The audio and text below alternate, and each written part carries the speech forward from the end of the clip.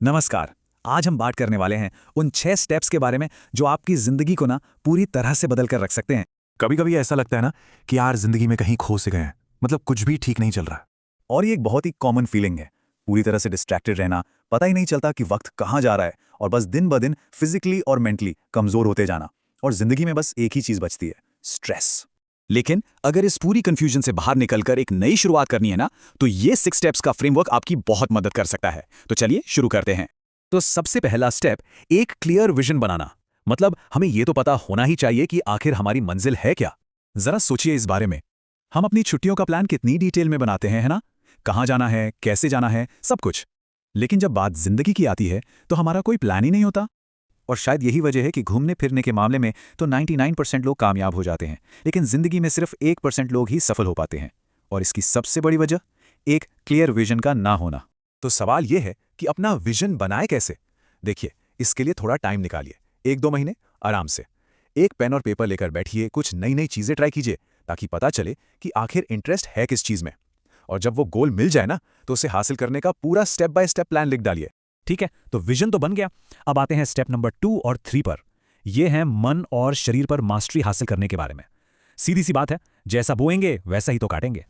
कबीर दास जी ने कितनी कमाल की बात कही थी, है ना? बोया पेड़ बबूल का तो आम कहां से हुए। मतलब अगर कांटेदार पेड़ बोएंगे तो आम की उम्मीद कैसे कर सकते हैं?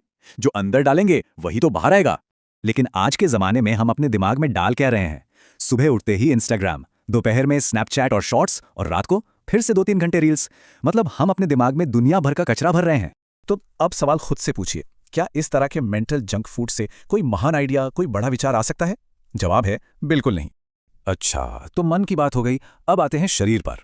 क्योंकि एक बात तो पक्की है, अगर शरीर ठीक से काम नहीं कर रहा ना, तो मन कभी भी किसी भी हालत में ठीक से काम कर ही नहीं सकता। हमारे शरीर को बस 2 चीजें चाहिए, सही खाना और एक्सरसाइज। याद रखिए, हम वही बनते हैं जो हम खाते हैं। सुबह उठते ही सबसे पहले पानी पीजिए, इससे सिस्टम डिटॉक्स होता है। खीरा जैसी चीजें खाइए, फाइबर, हाइड्रेशन, स्किन सबके लिए अच्छा है। और हाँ, एक्सरसाइज, वो तो मेंटल और फिजिकल एनर्जी के लिए नॉन नेगोशिएबल है, मतलब जरूरी है। अब आता है हमारा चौथा स्टेप, और ये है एकांत की शक्ति, यानी अकेले में सिर्फ खुद के साथ वक्त बिताना।